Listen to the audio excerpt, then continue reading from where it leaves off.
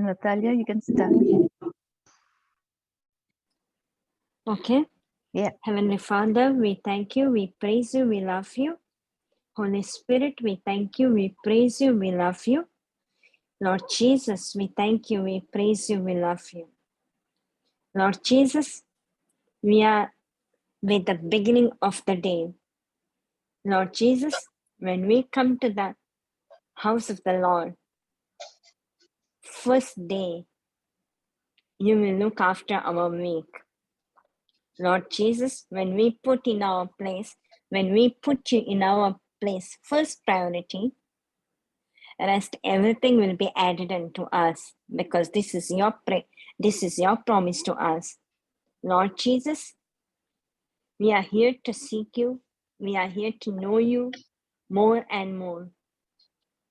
No matter how many days we come, still it won't be enough. It's a every day, every second.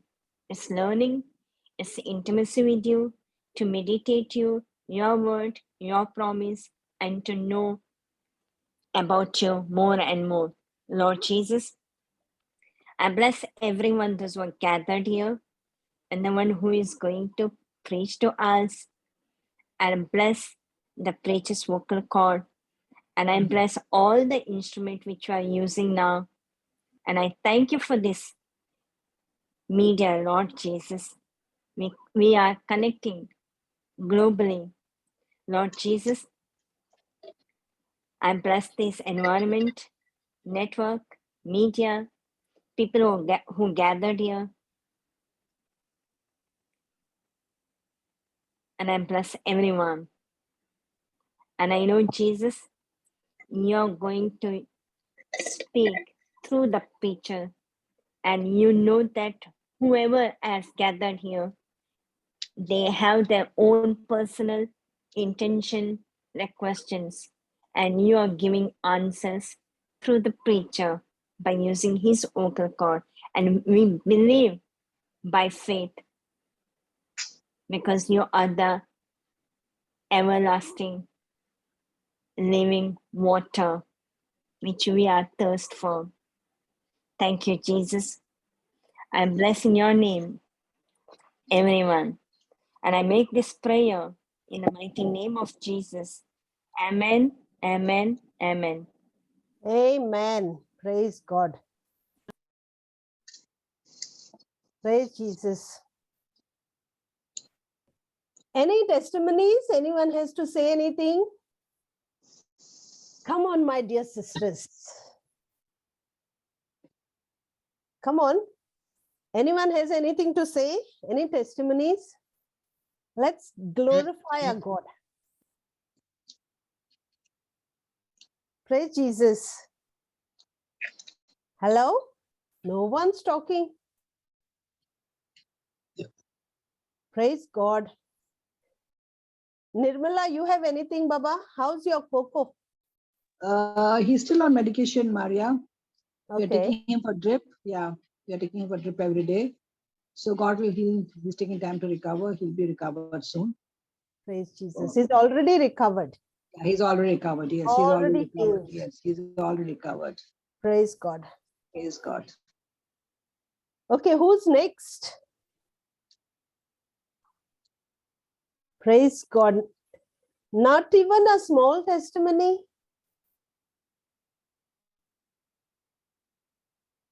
Not even a small testimony.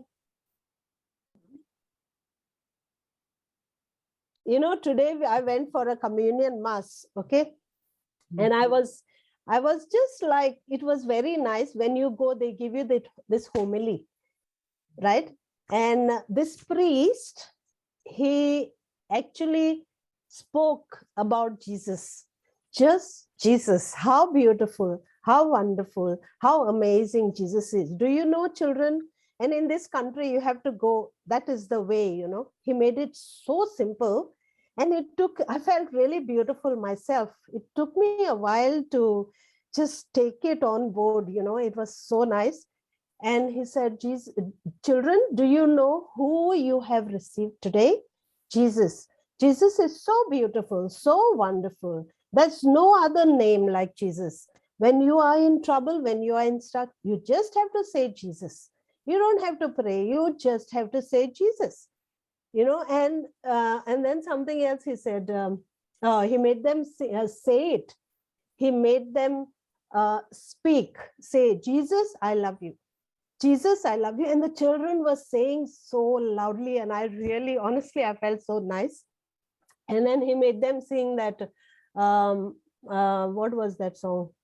Jesus, Jesus, Jesus in the morning, Jesus in the noontime, Jesus. Really, everything, no other homily. He didn't speak about the gospel, but he just spoke the language of the children.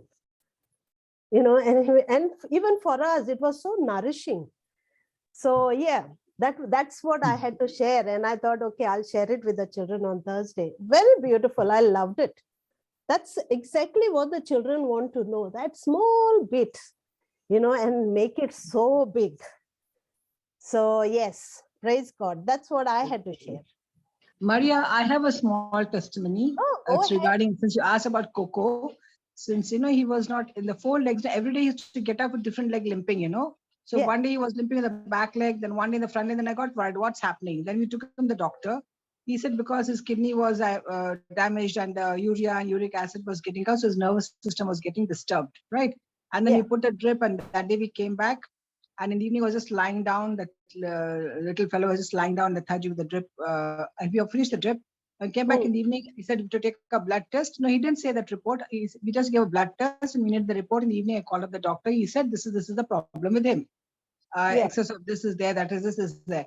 Then I just put my hand on him. He was like lethargic, just sleeping away. From morning he was just lying down. I just put my hand on him and I prayed. I said, in the name of Jesus, all the excessive whatever is this, please come out of him. Come out of his body.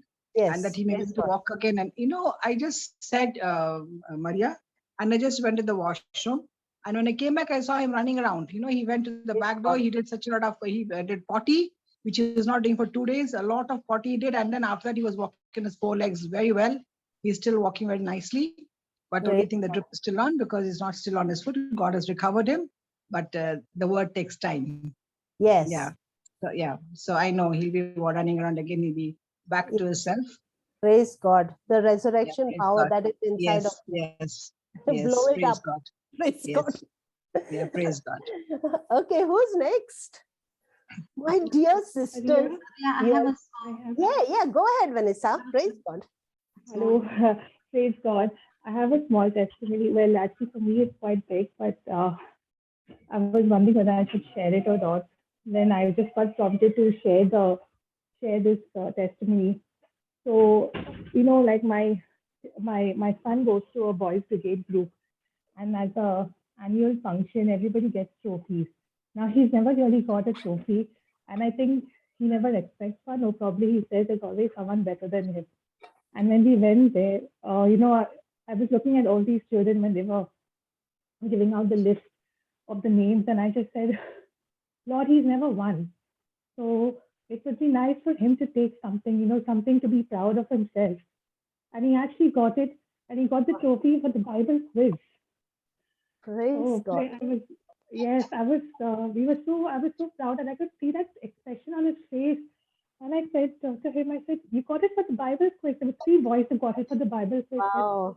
And he's never ever won a trophy in that group. So praise God. Because praise God. I just said, Jesus, give him something. My children are blessed and favored. And and his name was called. So yeah, but isn't it like, Jesus just has the right time to make us feel beautiful, and just, he just makes us feel amazing. Absolutely. Yeah. Praise God. Yeah. And they are not little things, they are big, wonderful things. Yes. But yes. So beautiful. Yes. Praise God. Praise God. And today also, like a few of us, in the morning we do our declarations from the White Book. So today, the regular laptop that I was using was not working, so I was using my son's Chromebook. And I didn't know how to operate because his things are all hidden in some app, and everybody is waiting for me to share the screen. So few of us are there, 5 of us. And I said, how are we all going to stay? Because some of them don't have the white book. And again, I'm saying, Lord, help me, because everyone's come now for the thing. And suddenly I'm sharing different things. And suddenly they said, we can see. And I said, thank you, Holy Spirit. Oh my God. He never leaves us No. in a lack. Yeah. Praise God. He's like a friend you can just talk to, like Awesome. Yes. all the time. Yes. Praise God. Praise God. Okay, anyone else? I have a testimony, Maria, a small one. Praise God, Moira, go ahead. I was wondering whether to share it or not, but after I heard Sister Nirmala share hers, I thought I should open my mouth and say something. This happened about 3 or 4 weeks ago, I think 3 weeks.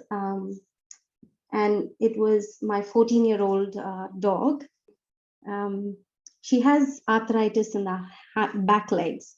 So every winter she really suffers, and she actually crawls to get out of the house to go, to relieve herself in the garden. And so every day she was crawling, but this particular day, she didn't look like she was going to make it. She looked like she was just going to die that day. So all of us were really sad. And I just told the children, go say your goodbyes. Oh my goodness. Praise God. But praise God. I just said, say your goodbyes to her before you go to school, because I don't think she'll make it. So we left the children at school, came back, and I was reminded of the scripture.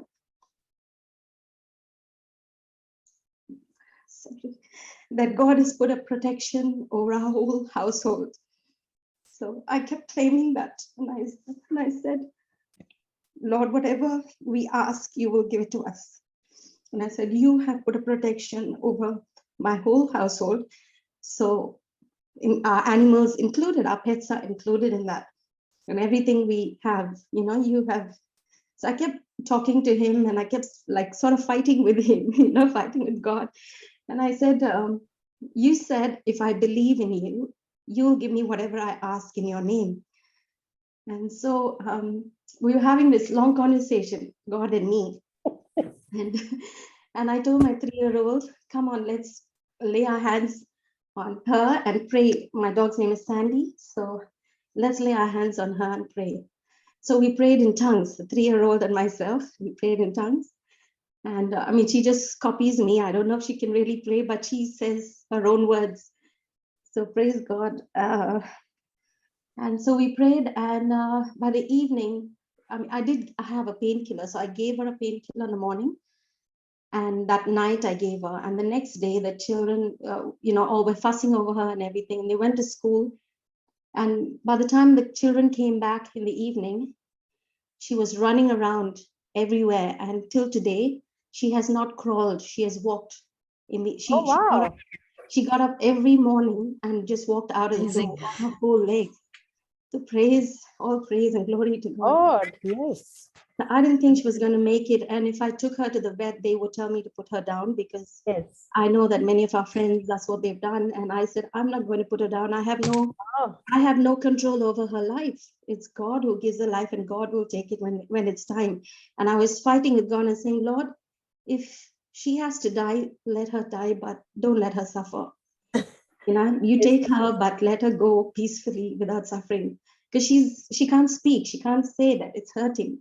So this is what my conversation with God is throughout that day. But praise God, He proved to us that He is here listening all the time, even if it is for our little pet. Wow. Even if it is for our little pet. Amazing. If our pets included. Praise Jesus. Yeah, His creation, and He takes care of everything if we just trust Him. Yes. Praise all glory to God. Praise God. Thank you, Moira. Who's next? Praise God. Who's next, my dear sisters? All glory to God. Thank you, Jesus. He loves each one of us. Praise God. Okay. Natalia, you have anything to say, Re Baba? Praise Otherwise- Jesus. Can I share something? Yes, you can. Very small testimony, because just now when sister shared about her dog, I remember, I think I should thank Lord because what he has done. Because last day, because we love cat and dogs, and we have back in India cat and dogs. So, our mom, when we do, I always do pray, I always read scriptures with my mom and dad. And every day, the cat is coming. And the cat also sitting with the mom and dad. And on time, the cat is coming, and on time it's going. Soon after I put on the phone, it goes. So one particular day, cat did not come. I said, Papa, where is cat? And then mommy said, oh, cat is not feeling well. It doesn't walk because, the snake hit by his tail. So I think so it doesn't walk anymore. It's dragging his hip. And I was like, and mommy, obviously she's not like me, and she's just learning. And I said, hey, mommy, bring the cat. And she was like, why? I said, just bring the cat. Because I suddenly remember, in a Psalm 8, we glorify God, how is, what a mighty God he is, Yes. And I know the whole, this one Psalm. Then I was like, I said, Lord, you are the one who made the moon and the stars, and and you have made us little lower than God, and you have crowned us with the glory and honor, and you have given us dominion, and you have put all things under my feet, and all sheep and oxen and all the beasts of the field. And I when I was reading this particular psalm, I was very happy, like how the God created bird of the air and the fish of the sea. Then it reminded me he loves everything. It's not that he loves only human being. He loves all his creature. I remember suddenly when one of the teaching sister Jocelyn said, he loves everything, all of his creation.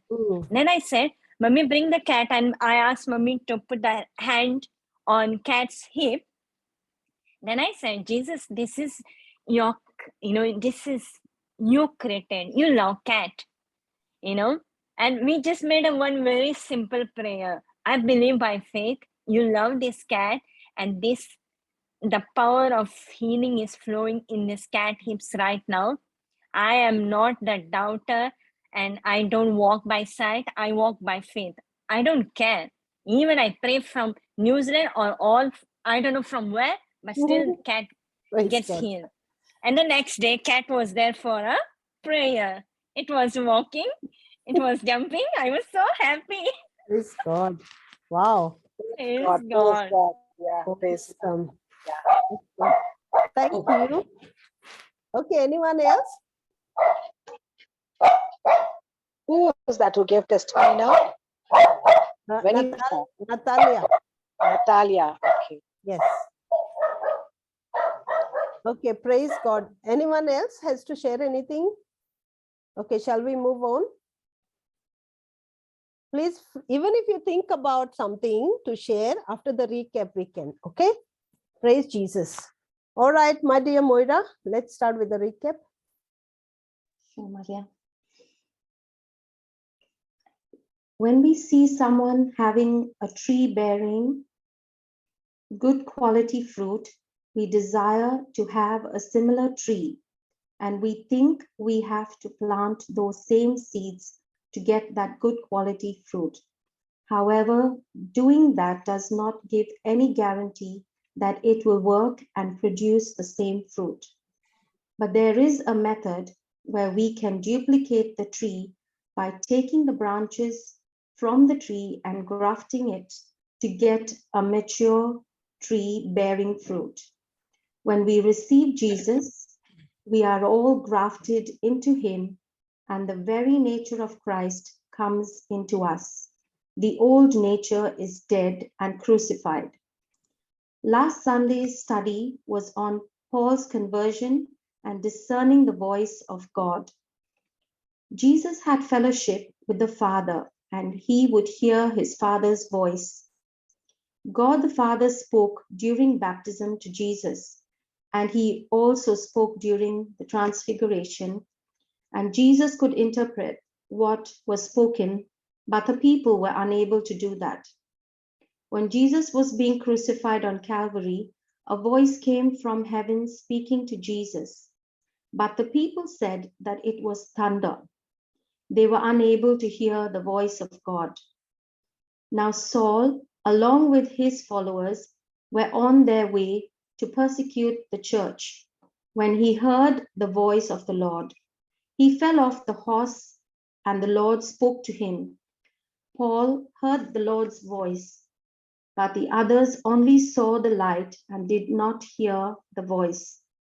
And even if they heard it, they could not discern it or perceive it as the Lord's voice. Instead, they thought it to be an angel speaking or the sound of thunder. Why was it that only Paul heard the voice of Jesus and the others did not? We all know that Jesus always spoke to the Father, and the Father always spoke to Jesus. And Jesus heard his voice. Jesus also heard Peter's voice when he said, Jesus, you are the Christ, the Son of the living God. When Jesus spoke about his crucifixion, Jesus heard Peter's voice saying that it should not happen. And Jesus rebuked Peter, but he never ever stopped talking to Peter.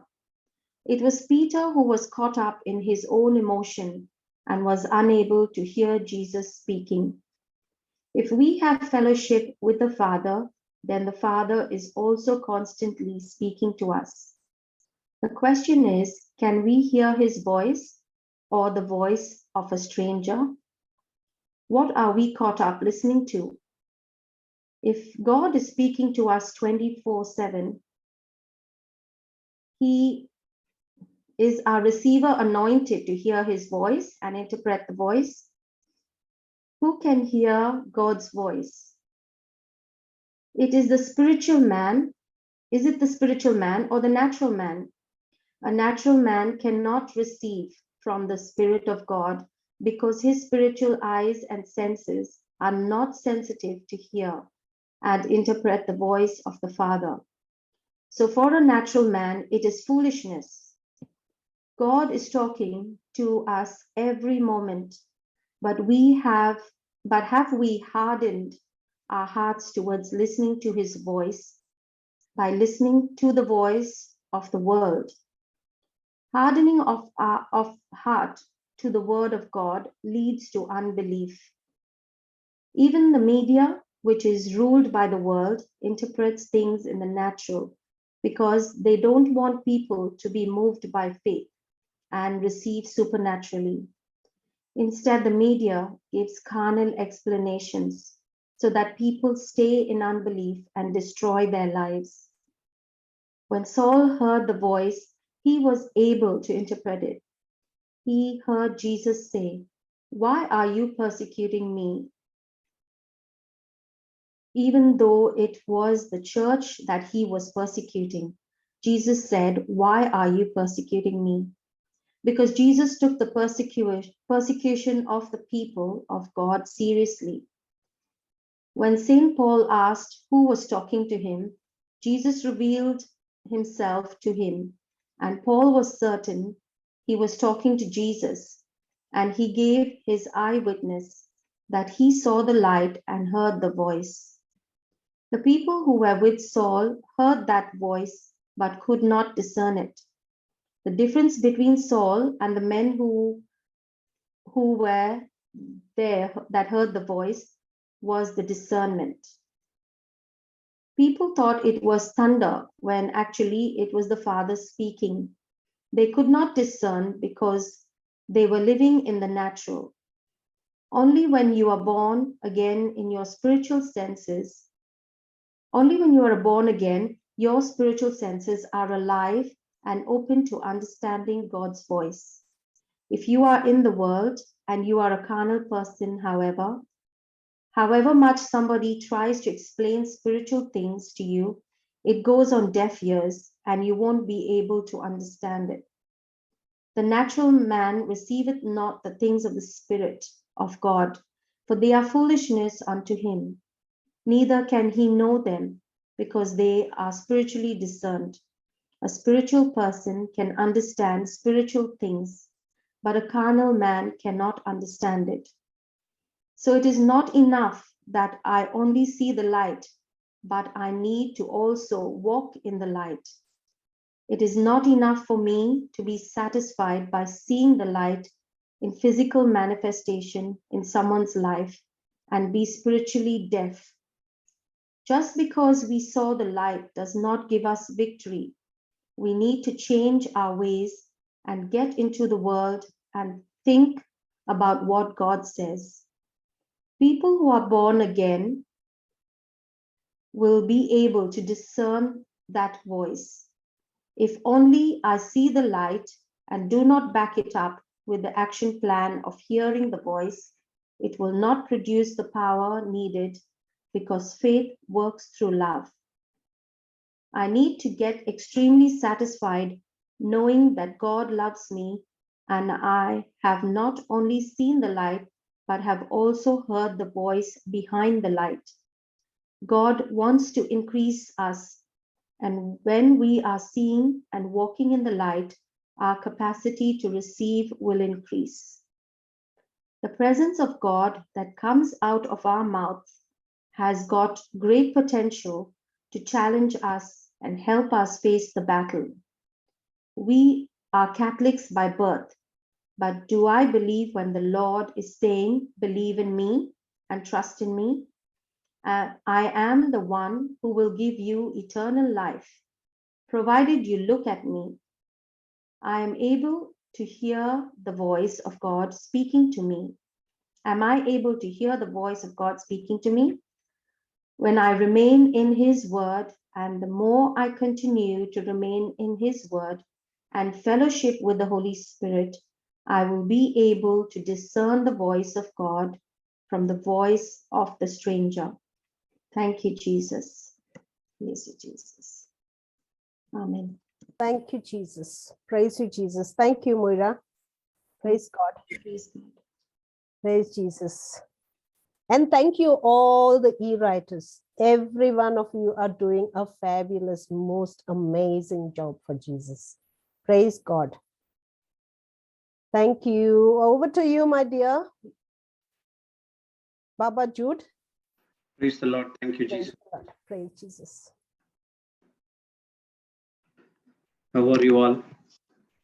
We are blessed, anointed, Blessed. highly favored. All blessed. Praise God. Praise God. So last time we studied about eternal life, correct? Yes. So now we are clear about what is that eternal life is all about. Eternal life is not only knowing God, but also doing exactly the same like Him. Otherwise, there's no point in eternal life. Okay. Today we will study about. Take the scripture. Okay. First, before scripture, which comes first? Renewing your mind or transformation? Renewing your mind? Or transformation, which comes first? Renewing your mind? Okay, any other answers? Yeah, you renew your mind and you're transformed. Isn't it? Yes, renewing your mind first. Let's see what the scripture says. Okay, Romans 12:2 says, and be not conformed to this world, but you transformed by renewing your mind. So as sister says, first renewing your mind is important. And then only you will be transformed. When I came into the word, I was thinking that, okay, first I'll get transformed and then I'll renew my mind. But that's not true at all. So the Apostle Paul says, we have to transform, and that transformation will happen by the renewing of your mind. So we're going to study about transformation. Okay, and what do you mean by transformation? Trans plus formed. You renew, what you say? Whatever you say. Change your thinking. Okay, your thinking. Transfer your thinking to the godly thinking. Okay, transformation means to take a position or to change your position. Okay, transformation means change. So before coming into the word, there is a movie called Transformers. Have you heard about it? Yes. So what does it happen? All of a sudden, it's a science fiction movie. It's not possible, but still, all of a sudden the car will go. Suddenly, what happened? That car will change into a robot. Okay, so it's taking a position or take a complete change. So that change happens in our life only when you renew our mind. Okay, so why we are coming every day, attending in the classes? There are too much of Zoom session. Yesterday, you see that's full of youth. Today, again, you have another, and Monday to Friday, we have global, and then there, Papa is taking classes. So many YouTube videos are there. We are also asking everyone to go and see the videos. Why is that? To build our spiritual muscles. Okay. Any other answers? Only Sister Maria is answering. Yeah. Come on, my dear. Deborah, where are you? Where's the video? I'm here. To renew your mind. Yes. The first thing is to renew your mind. Changing from carnal to spiritual. Okay, write down. Transformation starts in the mind. Okay, transformation starts in the mind. Have you seen, heard about Papa telling about a story of eagle transforming after 40 years? Heard about it? Yes. Butterfly, how the butterfly starts. It's from the egg, cocoon. the cocoon, and then it comes. So where is this transformation? Okay, when I was studying about this, I went through a document. It talks about how many of you seen monarch butterfly? That's a butterfly called monarch butterfly. Okay. See how it's if you go and see in Google, it will be beautiful. Okay, that monarch butterfly starts. The first generation of the butterfly starts in the Mexico country. Okay, it started Mexico country, and down the line they all fly to somewhere in the Europe. Sorry, it's not Europe, USA. Okay, and from USA it goes to a Central America. That is still Ohio or something like that. Okay, that is the third generation, and finally they go to Canada and they leave the lay the eggs over there. Okay, so if you see New Mexico to cross, from Mexico it has to come to US. From US it has to come to Midwest, Ohio, Chicago, something like that, and then it goes to Canada to lay their eggs. Again, if you those butterflies which is hatches from the egg, again it goes to New Mexico, to the Mexico country. Again, the several transformation starts. So where is this transformation? My question is, who teaches that new butterflies to go back to Mexico? Nobody teaches.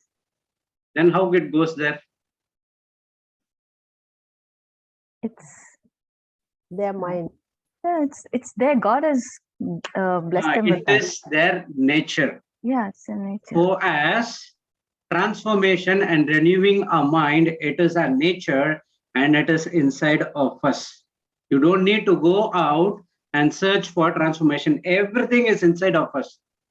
Okay, now let's see the scripture. This transformation, sometime when I saw that, okay, what is this transformation? What is this transformation? I was checking about here and there, but until a day, Holy Spirit reminded me, see, this transformation, if you go and search around, you will not get it.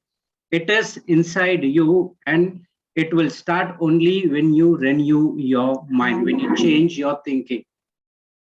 So this butterfly, which laid the eggs in Canada, it is the transformation is inside of them. It is the nature, so that it goes to Mexico, where the descendant starts again. This transformation starts from one place to another place. This is goes on year and year and year. It's a transformation. It's not a one-time process. This renewing is not a one-time process. You have to do it every day, every hour, every minute, and every second. Praise God. If you see this in, let's see, in TPT, one translation it says, message.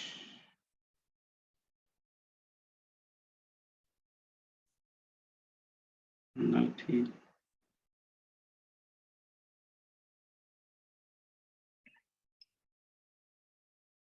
That's one thing, 1 minute. Thank you, Holy Spirit.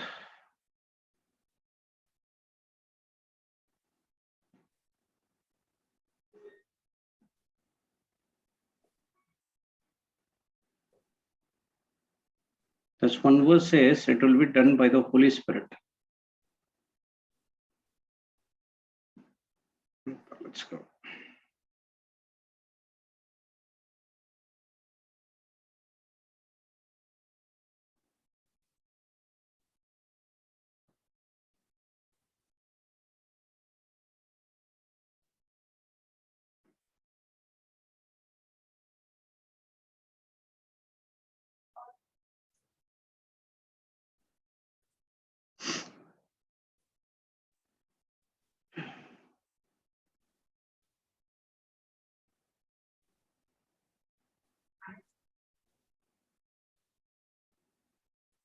Okay, it's TPT. See here, this Romans 12 in TPT says, stop imitating the ideals and opinions of the culture around you, but be inwardly transformed by the Holy Spirit, a total reformation of how you think. Did you see that? But be inwardly transformed by the Holy Spirit. So this transformation is inside of you. When you accepted Jesus Christ as Lord God and Savior, praise God, at that time, the Holy Spirit comes inside of you and He gives everything to you, whatever we need in this planet Earth. Praise the Lord. Thank you, Jesus. So you don't need to go. If you see this verse in AMPC,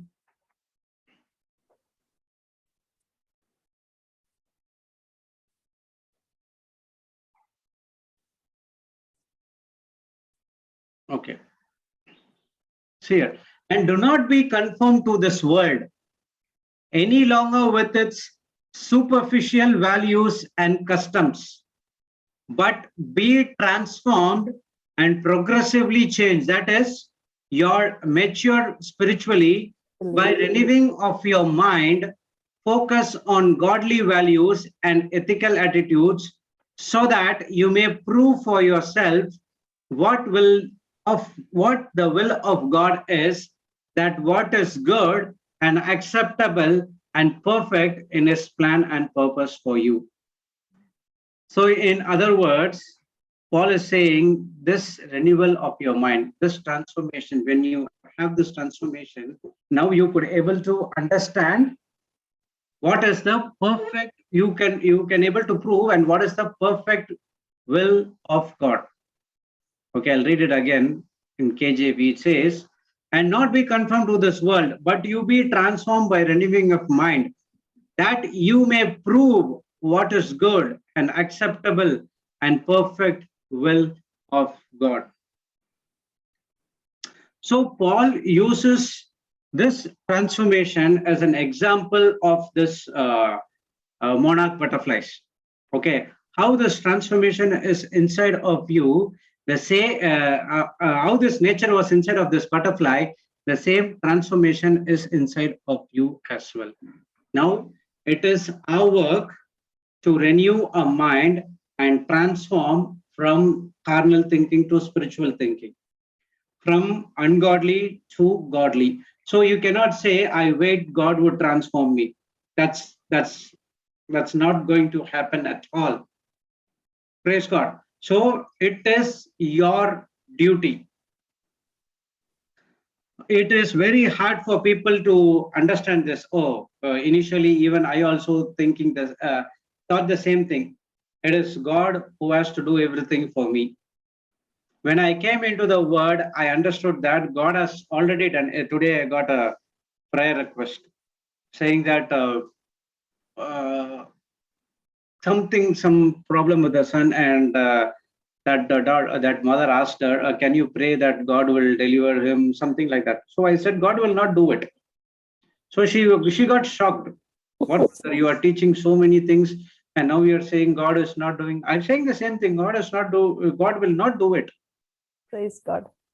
She did not understand. Then I said, God will not do anything that he has already done it. Don't go and ask God to do everything that he has already done it. When he said it is finished, everything what you need, it is already available. Now it is your thanksgiving and your praise and your prayer is going to get everything from God.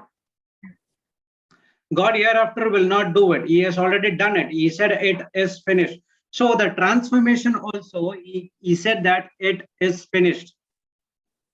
So it is now our work. It is now our responsibility. It is now our duty to get into the word, renew our mind, and transform according to the will of God. That is what eternal life is all about. So you are doing exactly what the word of God says. That's what transformation. So you can compare your life. That prodigal son life was entirely miserable. Once he compared, he pondered, he meditated what happened, then he changed his mind. That when I go to my father's house and when I ask for forgiveness, definitely my father will forgive me. Then I will be as a servant in my father's house. So he started to renew his mind and he started to change his thinking. Now the transformation automatically happened when he went to father's house. His father is waiting to restore his sonship, what he has been lost. So the heavenly father also did the same thing. No matter what you did it in the past, now you come into the word, renew your mind and start transforming for what as God has asked you for. Now you have to prove.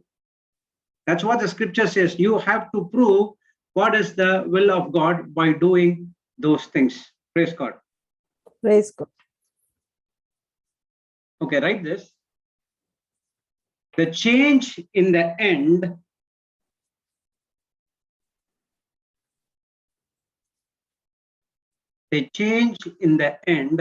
is something completely different.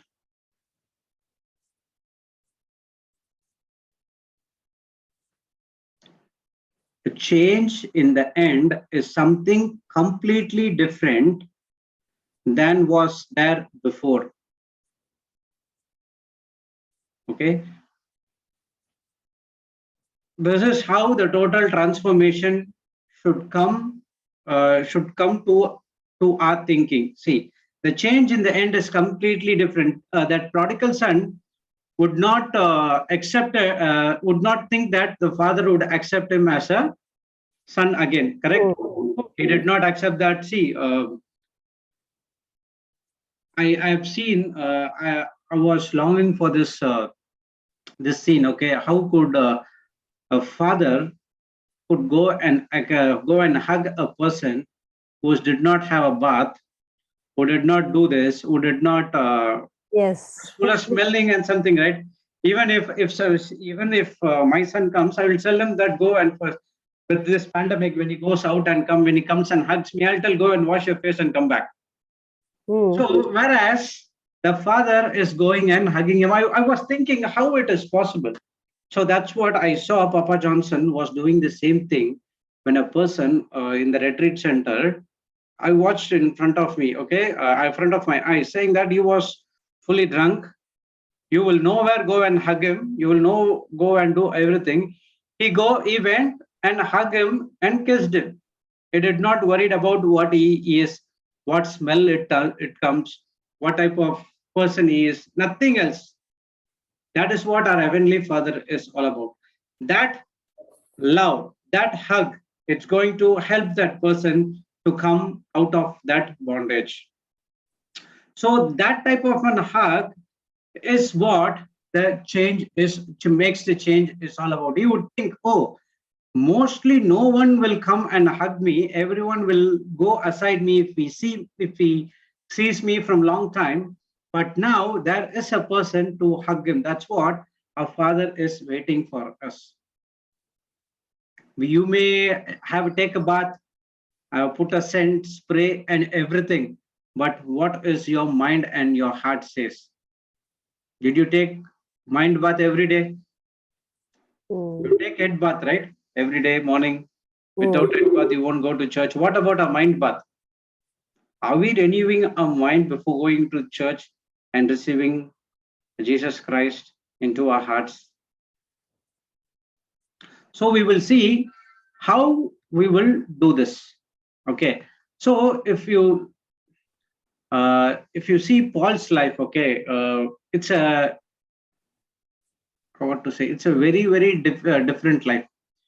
You know what Paul was going through. Okay, Paul was experiencing a rapid spiritual transformation, and it is possible only by the grace of God. If the grace of God is not available, this transformation is not at all possible for us. If you see Paul's life is before meeting Jesus on the way to Damascus, he was crucifying Christians, correct? The apostles were trembling and they were, frightened, and they went from one place to another because Paul was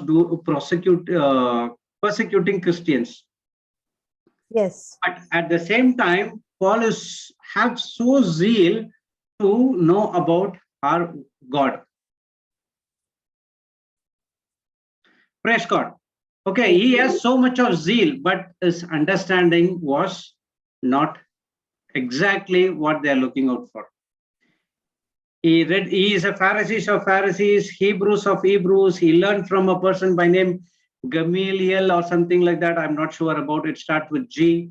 He learned everything, but he did not have the understanding. That one touch where he, yesterday, that's what sister, who is that, the revision sister Moira, she was telling that Paul heard the voice and saw the light, whereas the other people did not. So that is a grace of God. That's a starting point of Paul's transformation. From that day onwards, when he met Lord Jesus Christ, praise God, after that he was following everything what Jesus was saying to him. Immediately he said that you have to go and wait for 3 days. In Damascus, he waited for 3 days. Praise God. What about us? When God speaks something through scriptures, we say, Lord, not today. Tomorrow. Or I'm busy with something today. Can I do it tomorrow? There is a retreat going on in the YouTube in the church. And some people is coming and calling you, you know, there's a teaching is going on. Can you come and join? Oh, today I'm very busy. Don't use lame excuses. Okay, don't say you are busy. You have a lot of time to spend in the word of God. Even I was saying the same time, I was busy. I cannot come. I was busy. But when I came into the word, all the works which I was doing through my self-interest, it is very much easy when I ask the Holy Spirit to do it. He gives the perfect solution. When I follow that solution, automatically the problem is solved. This is what transformation is all about. And this transformation will not happen unless and until your thinking has been changed. That's what I said. Transformation starts in your mind. Okay, now let's see the scripture. We are going to see only 2 or 3 scriptures. Okay. Now we'll go to Romans 12:1. I beseech you, therefore, brethren, by the mercies of God, that you present your bodies a living sacrifice, wholly acceptable unto God, which is your reasonable service. So first thing Paul was saying here is, the first and foremost thing for our transformation is the mercy. Okay, he says that I beseech you, which means in some other translation says that I appeal, which is important, brethren, by the mercies of God. So the first point of our transformation is mercy. Okay, what is that mercy? Everyone know, right? Mercy, grace, definition. And this grace will not happen unless mercy comes first. Mercy comes first, grace comes second. What is mercy? Wow.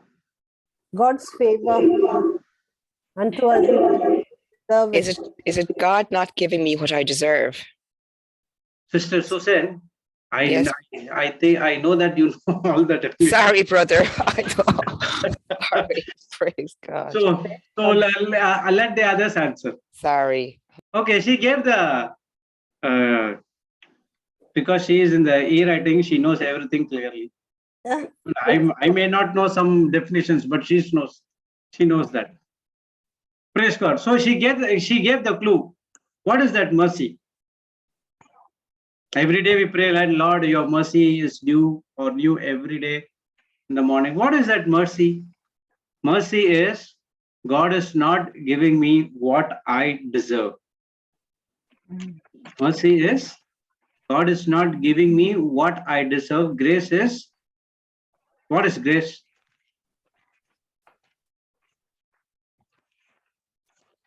Grace is which I don't deserve, but God is willingly giving everything of His to me.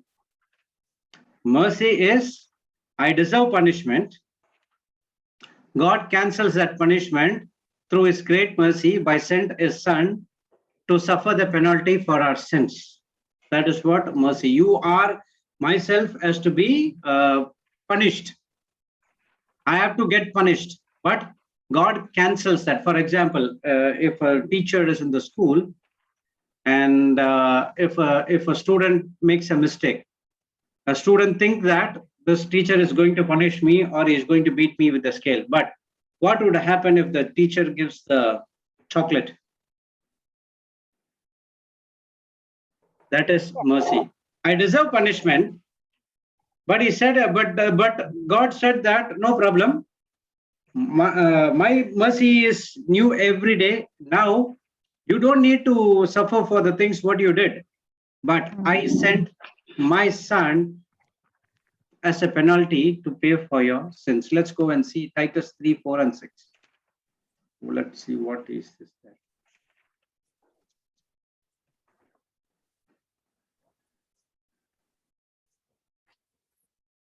Can someone read it? Anyone interested to read? I'll read, brother. Yes. Okay. 4 and But, 5. 4, 5, 6.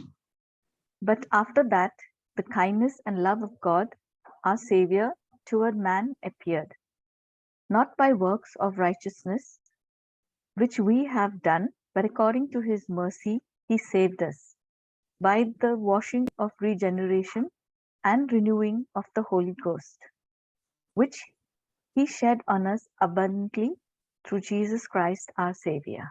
Okay, praise God. So it's Titus says, Paul to Titus says that, but after the kindness and love of our God Savior toward man appeared. Okay, so mercy is because of kindness and love of God towards man, not by works of righteousness which you have done. Okay, the mercy and grace of God is given to you not because of your righteousness, but according to his mercy, he saved us. Not only saved us by washing. What is that mercy is that mercy does? The mercy does is washing of regeneration and renewing of the Holy Ghost, which he shed on us abundantly through Christ our Savior. We know that John 10:10 says that God came to give life in abundant. Amen. What is the meaning of abundant? Nothing missing, nothing broken. Everything is supplied. So his mercy is given out of his love. His mercy is given to us because of his kindness. His mercy is given to us because we have saved. He has to save us. So through this mercy, our sins has been washed and regenerated, and our spirit has been become new with the help of the Holy Spirit. Then once you understand this mercy, and then you accept Jesus Christ as Lord God and Savior, now what happened? The grace flows automatically into your life. Praise God. So what it will take my heart to be more like Christ. I cannot do it, but it is also a partnership with God who can able to transform a heart. Right this point. Jesus Christ made that possible.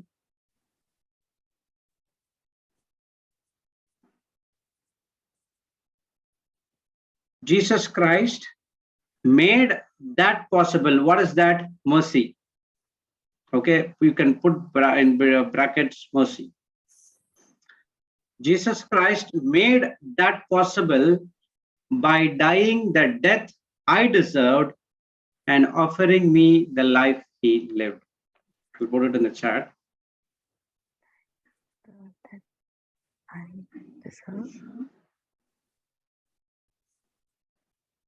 An offering? Offering me the life he lived.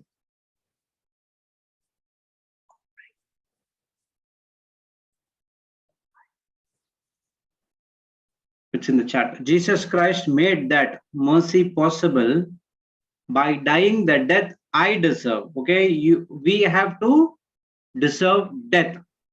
But he cancelled that and offered me the life which he lived. Amen. This is what the hugging is all about.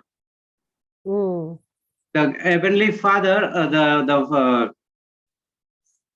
the prodigal son, his father, he gave him the mercy. Okay, don't worry, whatever you did it in the past, I've made it through my son. Now come and hug me. Now you will free. Now you will start experiencing the transformation. So the first step, unless and until mercy comes to us, we cannot able to start this transformation process. Galatians 2:20 says, one of my favorite scripture, I am crucified with Christ. Nevertheless, I live, yet not I, but Christ liveth in me. If you see this in ESV or ERV, it will be simple.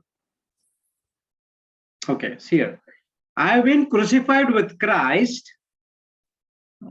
It is no longer I who live, but Christ who lives in me. And the life I now live in the flesh, I live by the faith in the Son of God who loved me and gave himself for me. Amen. So unless and until you understand that word called mercy, you cannot step into the transformation process.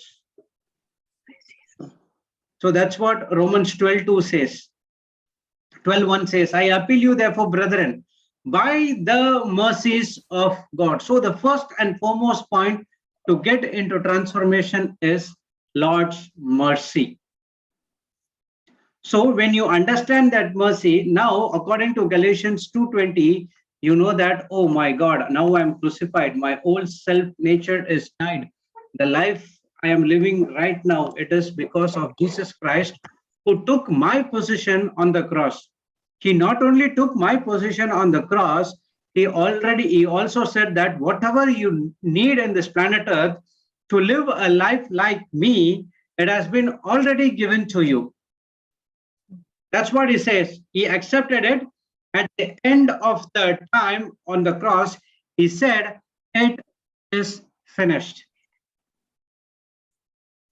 So through the mercy, you accepted that Jesus Christ has died for me. Now I am living a life of Jesus. Now you automatically come into the word and you want to know more about God, to live a life like him. That is what transformation process is all about. Praise the Lord. Thank you. So did you understand till now? Yes. Any doubts?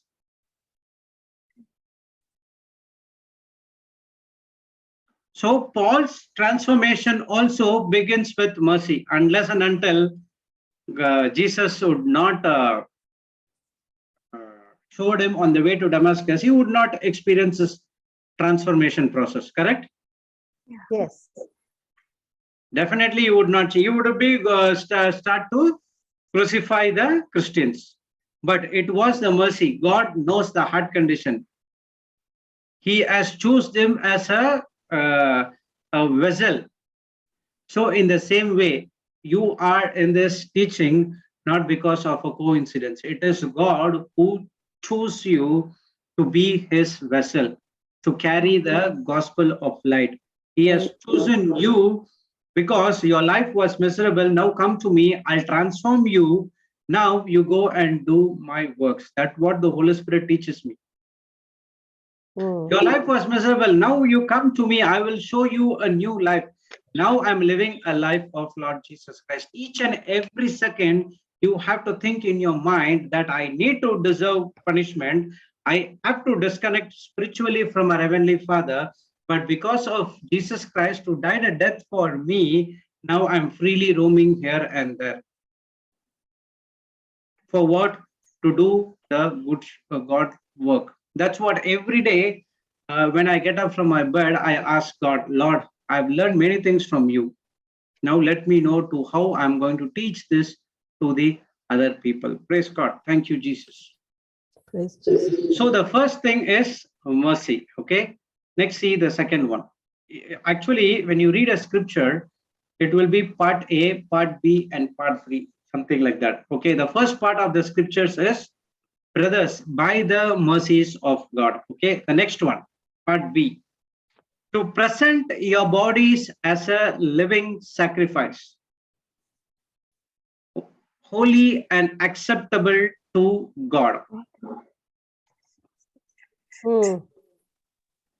What happened? Nothing. Why Paul is saying you have to present your bodies as a living sacrifice? Okay, before that, what is that? Question time. Oh my God, does that? Sacrifice means?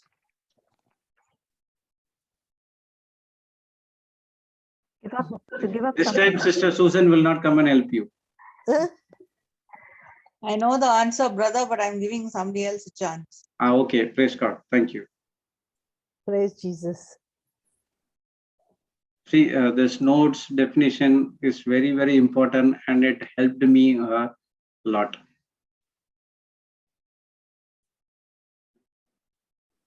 Okay, what is sacrifice? It's just angelic, you can say. Go ahead, Angelique. Okay, anyone who knows Sister Susan, you can also say no. Anyone? It's something painful and uncomfortable. Claudius, brother Claudius are honest. Yeah, it is something painful. You don't want to do it, but you do out of love. Yes. Wow, praise God. Correct. So it is painful, but you're doing out of love. Did Jesus sacrifice his own life? It is painful, right? It's not easy. 39 lashes. If you go and take 2 lashes, that's it. Actually, I'm not sure whether it is true or not. It's still followed, but somewhere I read it. Okay, there is a country which gives punishment 2 lashes. Okay, I'm not sure which country is this. They did not say the country. Still, they have this punishment. Okay, they gave only 2 lashes, at the back. Okay, at the back. Oh my God. And that 2 lashes, if a person gets, he cannot get out of the bed for 3 months. Oh. Okay, 3 months. That's it. 2 lashes. And the lashes, what Jesus has got, it's not a normal one. Okay, in the end, if you see, there will be a lot of nails will be there. If we hit it, when you take it, it takes all the flesh and comes out. Oh dear. Okay, but he took all the 39 lashes, but still he was strong. Why? His spirit was so strong. He did all those things because of love. Why God so loved the world? He shows how our Heavenly Father loved to each and every one of us. Praise God. So sacrifices, it pains a more, it hurts me a more, but still I'm doing it out of love. Okay. Only when you give your body as a living sacrifice, now it is holy and acceptable will of God. And what is holy?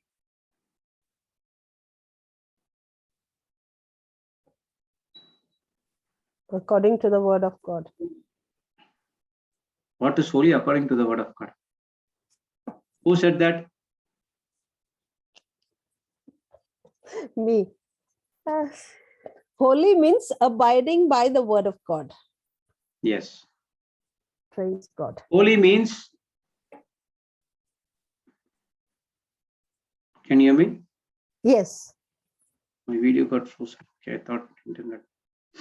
So holy means to be abide or doer of the word of God. Whatever the word of God says, when you do it, and it will be holy. And that holiness can come without, you cannot do it without the Holy Spirit. Okay, so holiness is, you need Holy Spirit. Praise God. So he says that present your body as a living sacrifice that is holy and acceptable to God. Only when you give your body as a living sacrifice. Now, I'm not saying that you have to go and take 39 lashes, okay? Not that. Living sacrifice means, in the Old Covenant, if you see, sacrifices, why God introduced sacrifice in the Old Testament?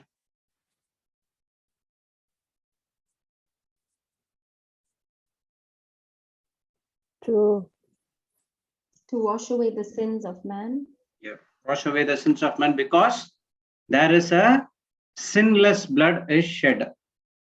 Okay, so that's the time where the high priest will examine the offerings. They will see whether it is blemish. So there are a lot of things has to be seen. Okay, and then they will sacrifice. So the sinless blood. And in the Old Testament, sacrifices only for a particular period of time, say about 1 year. The next year, again, they have to do the same thing. But whereas in the New Covenant, once for all, the human blood, sinless blood has been shed for us.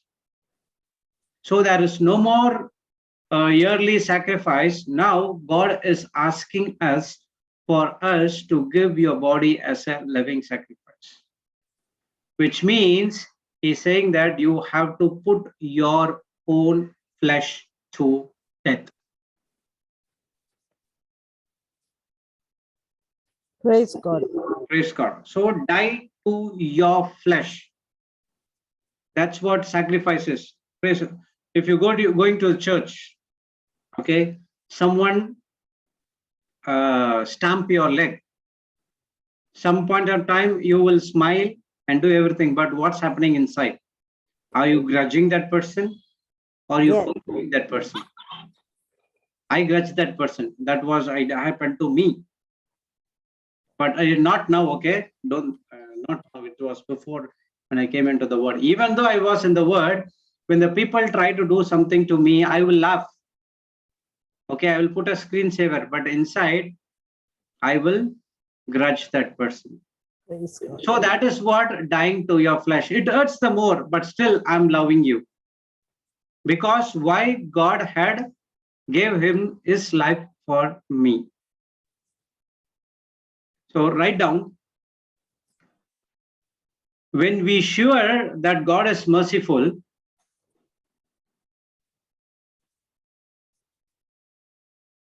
are we sure that God is merciful? Oh, yes. No or yes?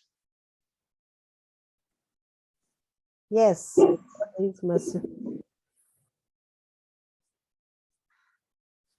Praise God. Praise God. Okay, what did I say? When we are sure God is merciful. When we are sure that God is merciful, then we will gladly offer our bodies as living sacrifice, holy and pleasing to him.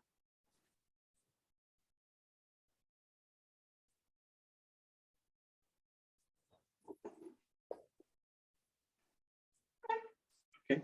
When we are sure that God is merciful, then we will gladly offer our bodies as a living sacrifice, holy and pleasing to him. If someone did something against you, okay, the mistake is not yours, but the Luke 6:27 and 28 says that you have to pray for everyone who is coming against you. You have to love.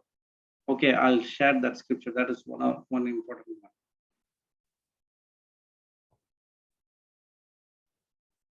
Thank you.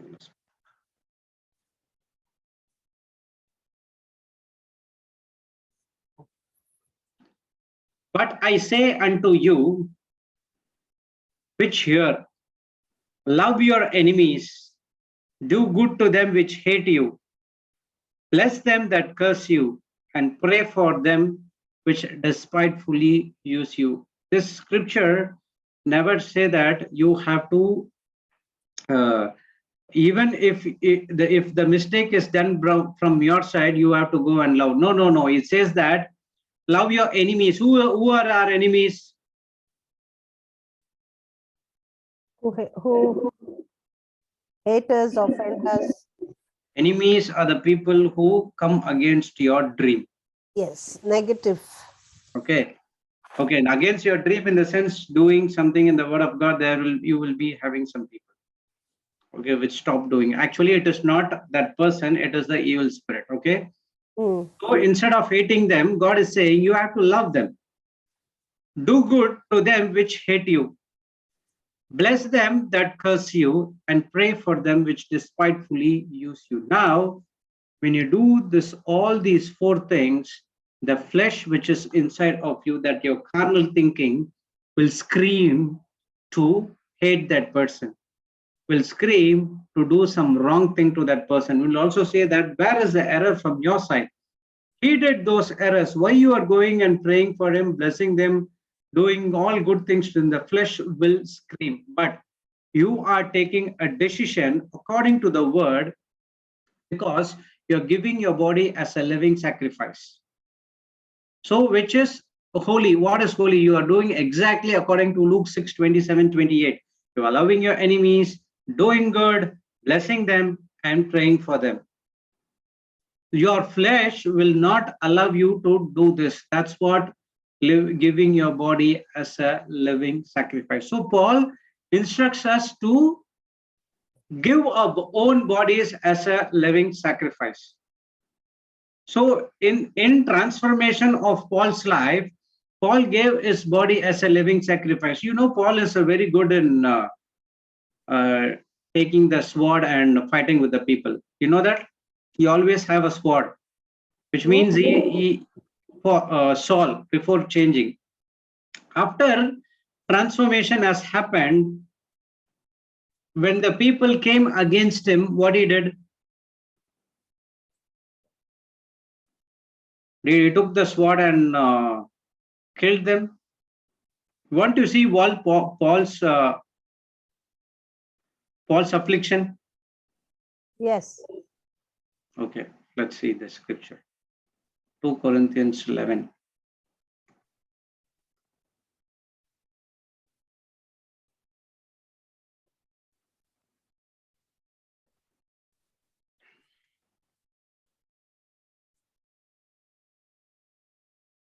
Sorry.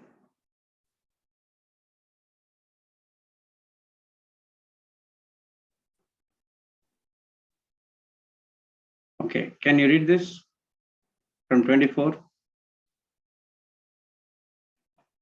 Of the Jews, 5 times received I 40 stripes, save one. Okay. 5 times received I 40 stripes, save one. Thrice was I bitten with rods. Once was I stoned. Thrice I suffered shipwreck. A night and a day I have been in the deep. In journeys often, in perils of waters, in perils of robbers, in perils by mine own countrymen, in perils by the heathen, in perils in the city, in perils in the wilderness, in perils in the sea, in perils among false brethren, in weariness and painfulness, in watchings often, in hunger and in thirst, in fastings often, in cold and nakedness. Besides those things that are without, that which cometh upon me daily, the care of all the churches. Who is weak, and I am not weak? Who is offended, and I burn not? If I must needs glory, I will glory of the things which concern mine infirmities. Praise God. Do you see that? Hmm. In 24, he says, 5 times received 40 stripes, save one, equivalent to Jesus. Thrice he was beaten with rods. Once I was stoned. Thrice I suffered shipwreck. A night and day I have been in depth. In journey offense, in perils of waters, in perils of robbers, and perils of mine own countrymen. Even the Jew and the Romans started to hate Paul. In perils by the heathen, in perils in the city, in perils in the wilderness, in perils in the sea, in perils among the false brethren, in weariness and painful, in watchings, in often, in hunger and thirst, in fastings often, in cold and nakedness. Everything he said. Now in 29 he says, who is weak? I'm not weak. Who is offended? I do not offended and burn not. If I must need glory, I will glory of the things which concerns mine infirmities. And the next verse says that the God and the Father of our Lord Jesus Christ, which blessed forevermore, knoweth that I lie not. Think about our infirmities which we face every day. When we compare to Paul, we are not even 1 or 2%, correct? He was shipwrecked, he bitten, hunger, and he also bitten by snake, poisonous snake. Nothing happened to him. Praise God.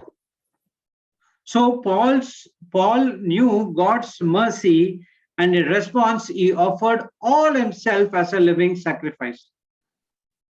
He says that those things which I suffered from 24 to 30, 24 to 28, which is when compared to what Jesus did for me, it's nothing. Yeah. We are comparing our infirmities to Paul, but Paul is comparing his infirmities to what Jesus has suffered. It's nothing what he suffered. Praise God. So he understood the real meaning of the word called mercy. That's what I said. When a person understands the real meaning of the word mercy, automatically or defaultly, what will happen? That person would give his body as a living sacrifice.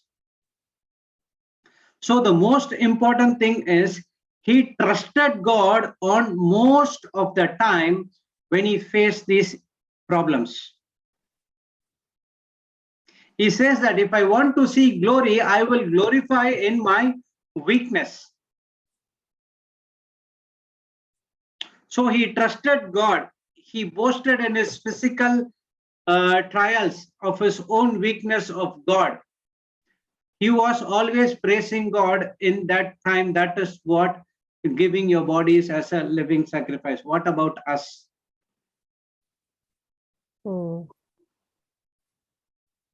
Yes, it is difficult. It is painful, but still you have to do it to see the transformation in your life.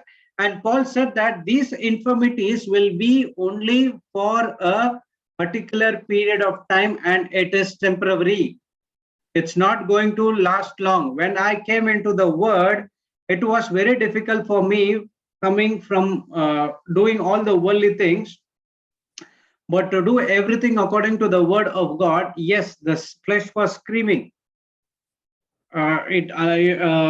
I used to sleep around 8 hours, 9 hours every day. Apart from that, even in afternoon also I'll do, because the work I did was entirely different. I've got so much of time. But now the life, what I'm living, initially it was difficult for me, having only 3 or 4 hours every day at sleeping at 1:30, 2 o'clock, getting up at 5:30, 6. Maximum 4. When I go to the retreat center, we'll finish everything. We'll come and hit the bed around 2 o'clock. Then I have to do all the technical things, prayer requests and everything. Praise God. By 2:33, I go to sleep and I have to get at 7. Praise God. The flesh will scream. When I get up at 7 o'clock, it will say 15 more times, 15 minutes more, 15 minutes more. What happened was, when we were in Bangalore at last week, it was continuously raining for a week. There was no gap at all. Okay. The climate made me so lazy. What I did, I started to take bath in the previous day and I sleep. Okay, once 6:15 I got up. Okay, it's only 6:15. I took bath, right? So no problem. In 15 minutes we can wake up. When I wake up, the time was 7:40. Oh my God. Praise God. Praise God. So my flesh screamed to sleep, but that is what offering your body as a living sacrifice. God said to the disciples, "Can't you be awake for 1 Praise God. Praise the Lord. Thank you, Jesus. Thank you, Jesus. So God has used those situations to transform Paul's life. So as in the same way, God is also saying, when you do it exactly what I'm trying to, what I'm conveying you to do, I will also help you to transform your life as well. If God did it to Paul, definitely he will do it to us as well. Let's go see in what Philippians 3:8 says. Praise God.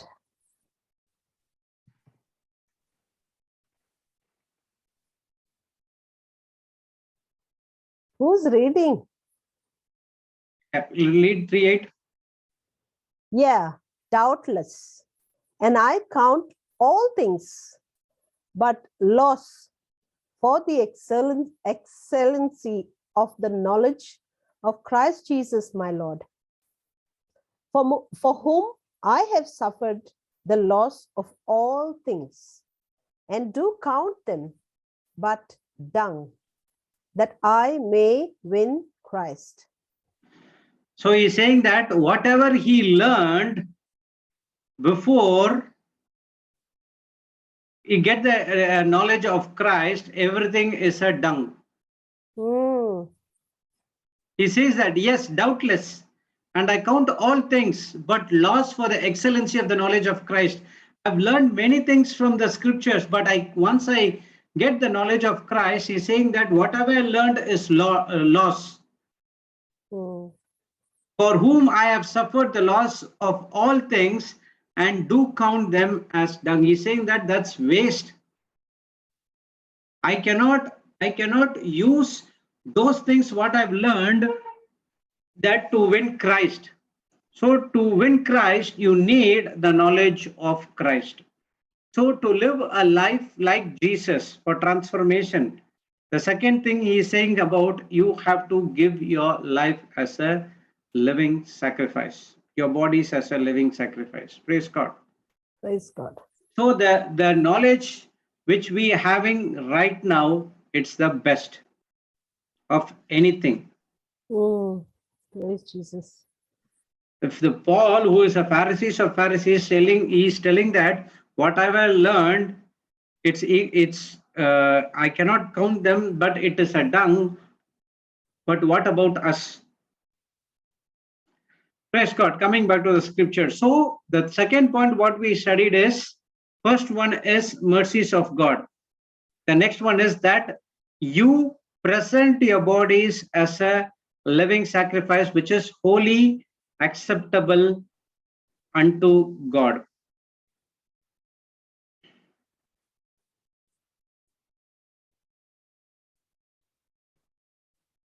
Okay, next one. Okay, so first one we studied about mercy in the transformation process, and the next one is God. First God did it, and now you have to do it by giving your body as a living sacrifice. Now he is saying that, which is your reasonable service. In one more translation says spiritual worship. 1 minute. Okay.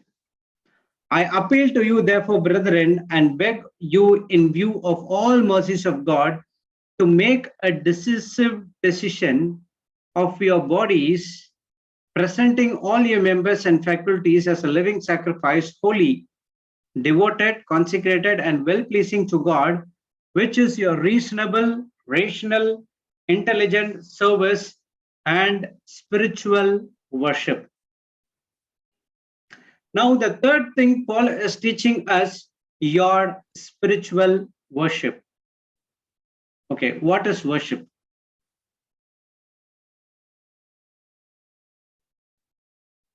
What is worship?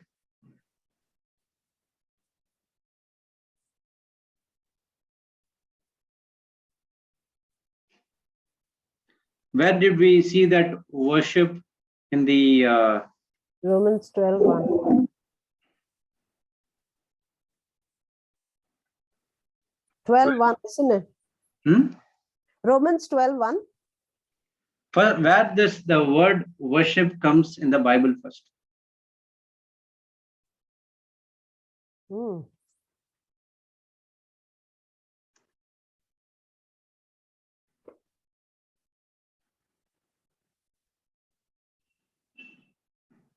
Praise God.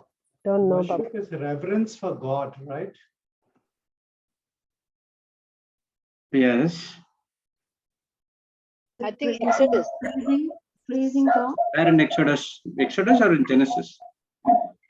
Genesis also. Yeah, Genesis. Yes. First it will come in Genesis. Did Abraham, when God asked to give sacrifice of a son, what did he told to? Yes. So what is worship? Sacrifice, is it? Praising. Yes. Pleasing God with everything we have. Submitting ourselves to God. Because Abraham had only one son, right? And he was offering it to God. Okay, you can say it's also an act of worship. But in other example is worship is something you are doing inwardly for what he is. Okay, yes. Praise God. That is a kind of honor.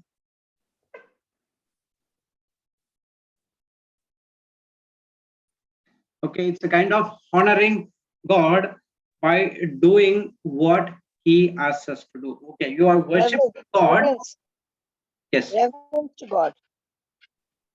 Yes. Worship means, in other words,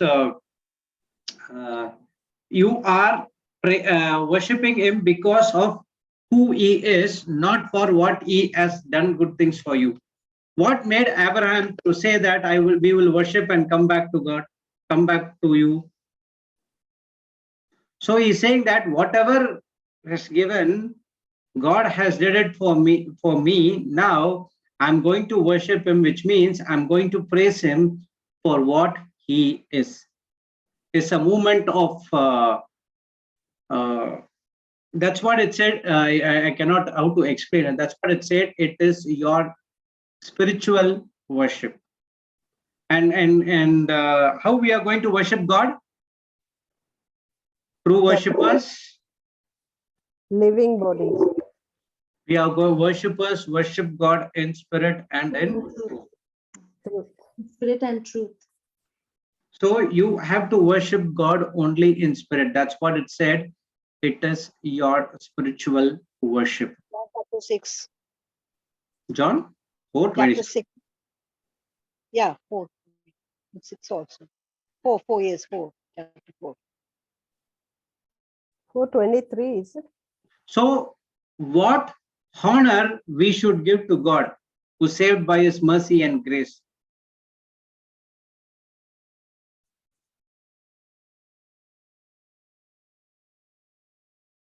Praise God. So in other words, sacrifice is also a part of worship. So when you give your bodies as a living sacrifice, this is our spiritual worship to God.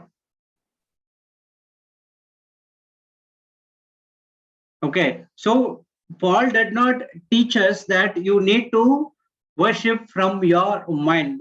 Jesus said that when you worship me, you have to worship in spirit and in truth. Why in spirit and in truth?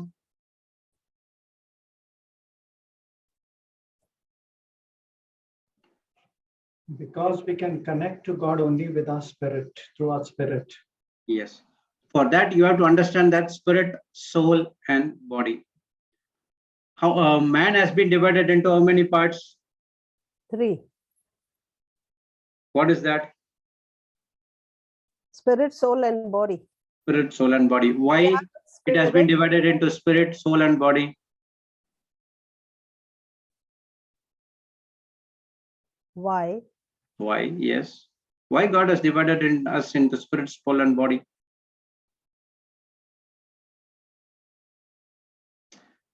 Okay, 1/3 of our part belongs to God.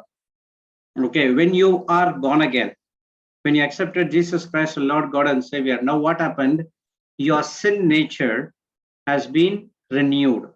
Okay, that's what I said. You have been crucified with Christ. Your sin nature has been crucified in the cross.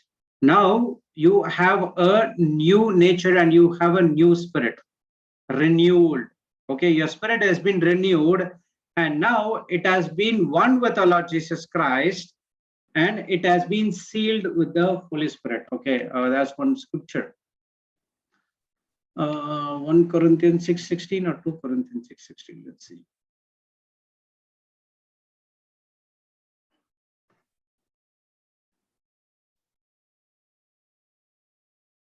Okay, 1 Corinthians 6:17. Here. But he that is joined unto the Lord is one spirit. He that is joined unto the Lord. When you are joining our Lord? In spirit. When? When we worship. When means when you accept Jesus Christ as Lord, yes. God and Savior. As Lord and Savior, yes. That time you are being united with Jesus. Right. Okay, there's one more scripture in Ephesians. Ephesians 1:13, I think. Let's see.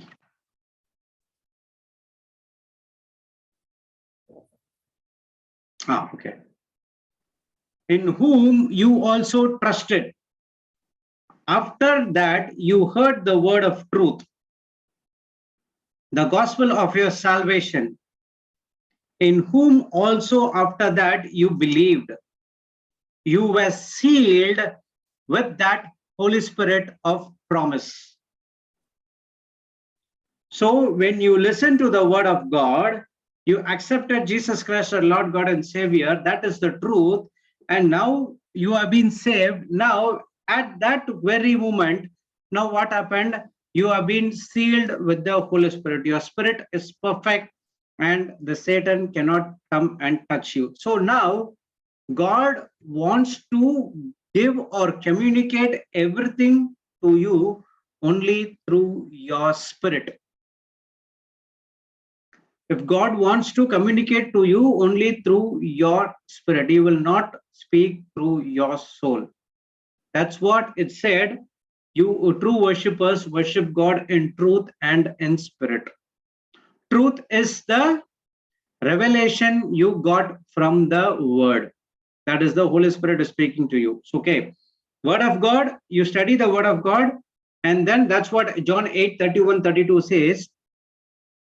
When you continue in the word, you shall know the truth, and the truth shall set you free. So what is the truth? The truth is the revelation you got from the Holy Spirit.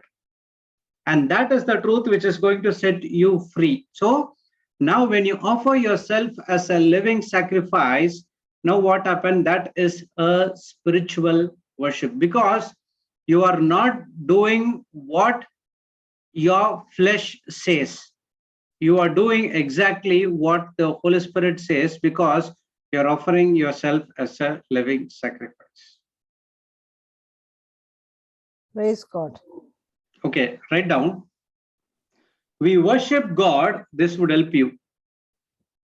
We worship God when we work with Him.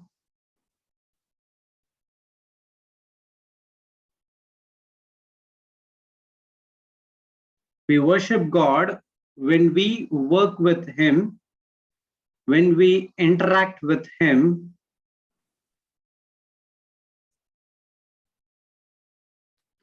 and also when we receive Him.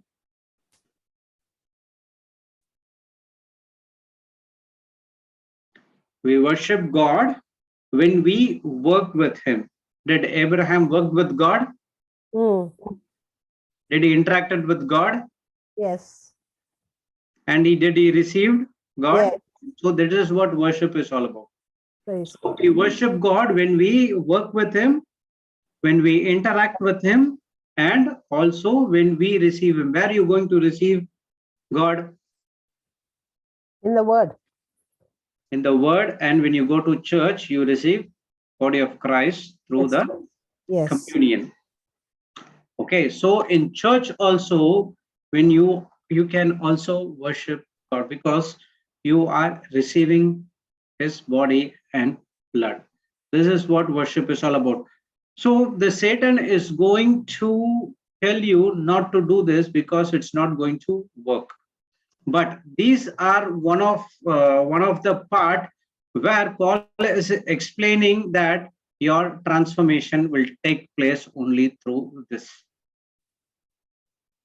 Praise God. Praise God. Thank you, Jesus. So first thing is the transformation process is first the mercies. Next one, your present your bodies as a living sacrifice, and then it is a spiritual worship. So spiritual worship is every time you have to connect with God. Remember, you are connecting with God not to get the benefits from Him, but to interact with Him, to work with Him, and to receive Him, to do for others. When Paul received Jesus Christ as Lord God and Savior, his work is exactly shifted from self-centered to God-centered. Praise God. After that, he was not asking anything to God. He was asking everything, how I am going to serve the kingdom of God. Okay, clear till now? Let's go to Romans 12:2 again. Okay, so we saw that mercies of God, present your bodies as a living sacrifice, which is holy and acceptable, which is your reasonable service, which is your spiritual service. And now, that's one more thing he's saying, that you have done all these things. Now he's saying, and be not conformed to this world. What do you mean by conformed?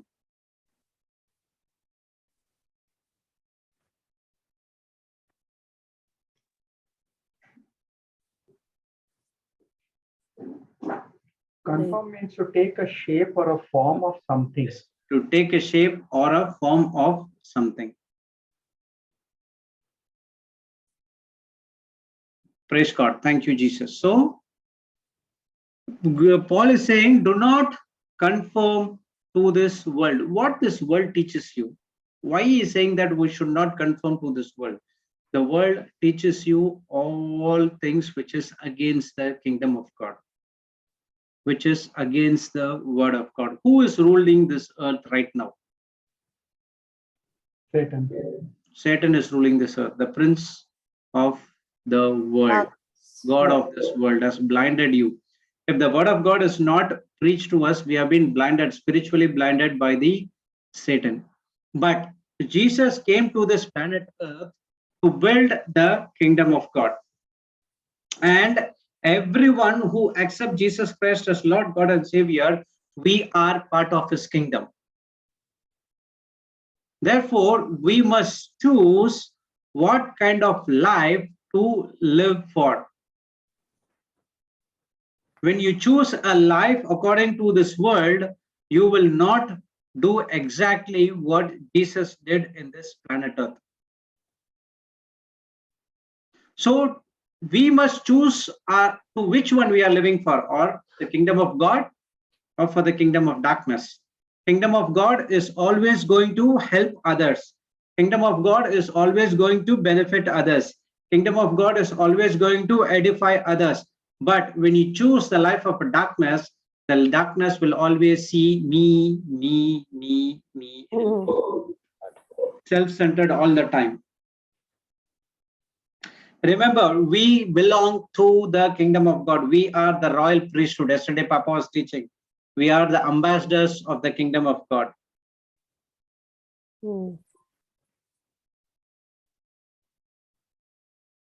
Praise God. So Paul urges us to change or resist us to take the pattern of this world.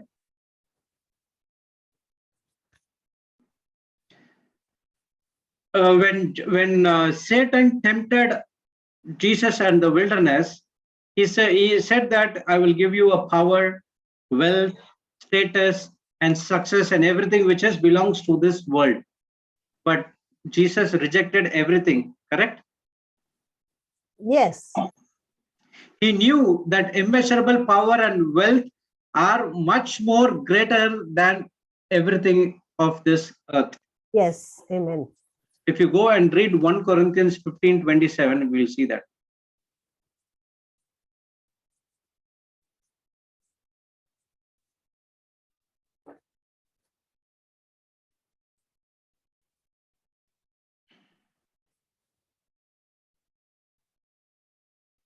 Okay, we'll read this in ESV.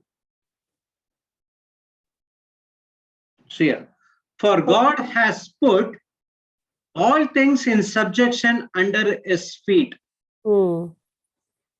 But when it says all things are put in subjection, it is plain that he is expected who put all things in subjection under him. When all things are subjected to him, then the Son himself will also be subjected to him who put all things in subjection under him, that God may be all in all. So this 27 and 28 combine, otherwise you will not understand. So God has put all things in subjection under his feet. Okay, when he says subjection under his feet, means he has given all things to our Lord Jesus Christ. And that's what he's saying. All things are put in subjection. It is a plain that he is expected who put all things in subjection under him. When all things are subjected to him, then the Son himself will also be subjected to him. So God has put everything under his Lord Jesus Christ, and Jesus Christ is also under our Heavenly Father. Now, what he is trying to say, God may be all in all. God is everything. He is omniscient. He is full of power.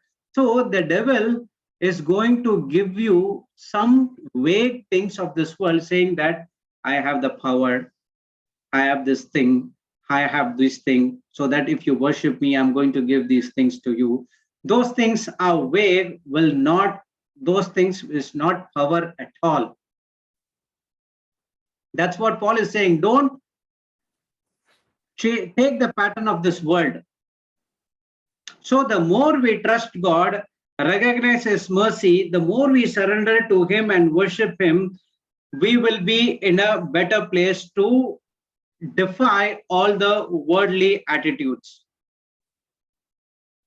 That's what it says, that we say that like we have the mind of Christ. For what we say that we have the mind of Christ? We say, right? We have the mind of Christ, we have the mind of Christ, we have the mind of Christ. Yes. What is that?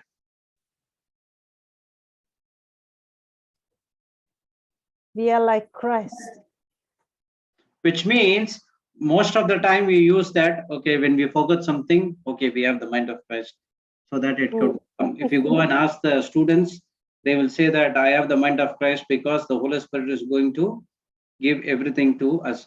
So what would happen if someone comes against you? Do you have the mind of Christ? If you say you have the mind of Christ, you have to go and love them. Yes. When the word of God says you should not conform to this world, but you transform yourself, at that point of time, do you have the mind of Christ? When you take an important decision in your life, do you go according to the word or you go according to our own self? Yes. At that point of time, we say, Holy Spirit, you be aside, we know what to do. Yes. So you are faking, which means you are changing yourself according to the pattern of this world. You are not involving Jesus in your important decision. God always wants you to interact with him to take an important decision. Even it is small, no problem. You have to check with the Holy Spirit. That's what resisting or changing according to this pattern of this world. We heard a testimony from Sister Samantha saying that even if she wants to buy a pair of shoes, she asks the Holy Spirit to where to go and buy it. Praise God. You might think that, oh, she using the Holy Spirit for the small things. Yes, even in small things also God wants to trust him. If you can't trust him in small things, how are you going to trust God in big things then?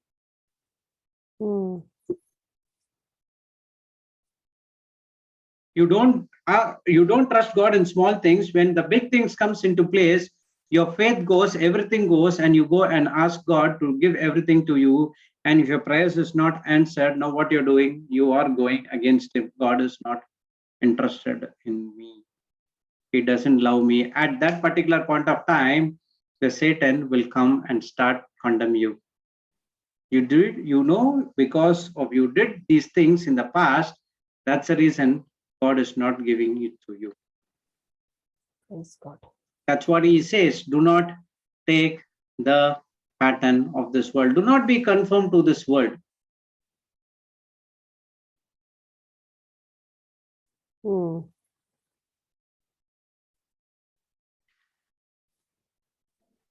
Okay, write down in Christ.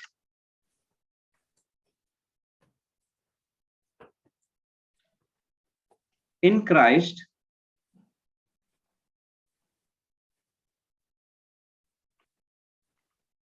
we also know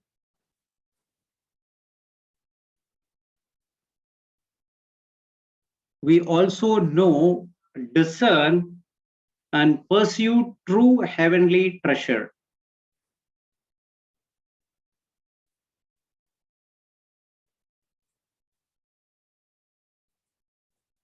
In Christ, we also know, discern, and pursue true heavenly treasure, the riches that are ours in Christ the King.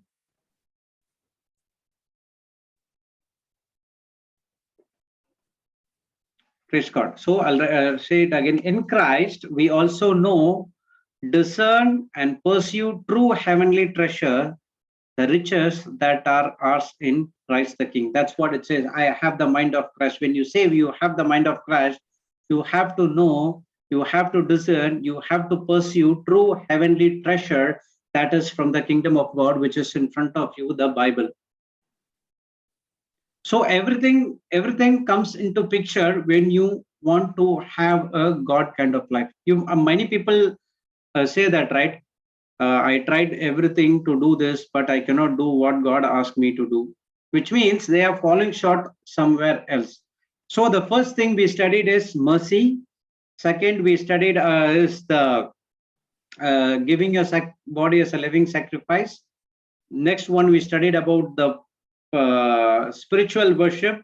And next, we studied about do not conform to this pattern, this world. So your transformation, there are some more things are there, but I cannot finish it in one teaching. I need another teaching another day as well. Praise God.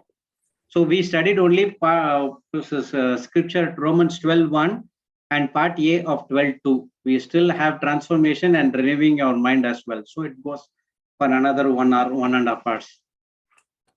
Praise Jesus. Praise God. Thank you, Jesus. So I don't want to go in a hurry, but I want to go very slow. Yeah. I can complete in 45 minutes, but it will be like a theory class. I want to give more examples. Yeah, next time would be better. Yeah, praise God. There are a couple of examples. See, when I study about this scripture or the word, I get into the internet and I will read some of the biblical authors give some examples. There are a lot of examples how the person see the things which is in front of them. In two ways they will see, from the spiritual point of view and from the carnal point of view. We will see how we would see through carnal point of view, how it stops progressing, and how we see from the spiritual point of view and how you go and pursue it. That's what I said. In Christ, when you say you have the mind of Christ, you know, you discern, and you pursue true heavenly treasure. If you pursue things of this world, then you do not have the mind of Christ.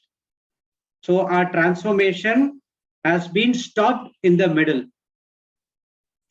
Paul's life, after getting into the word, he never went anything according to the world. Yeah. Even he did not go and ask money to everyone. He was in the night, he was building tents, and in the day he used that money to benefit the kingdom of God. Praise God.